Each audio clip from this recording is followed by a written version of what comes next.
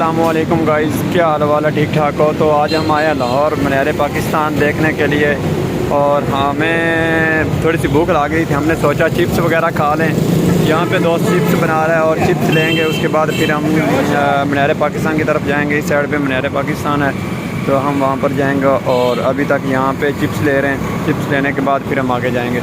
और ये रोड है, यहाँ पे हमने गाड़ी इधर साथ ही पार्किंग की है।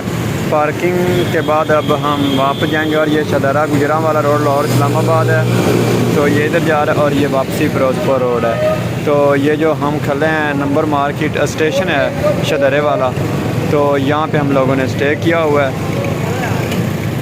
तो यहाँ पे आज बारिश भी आई हुई है, 14 अगस्त है आज, तो इसीलिए बस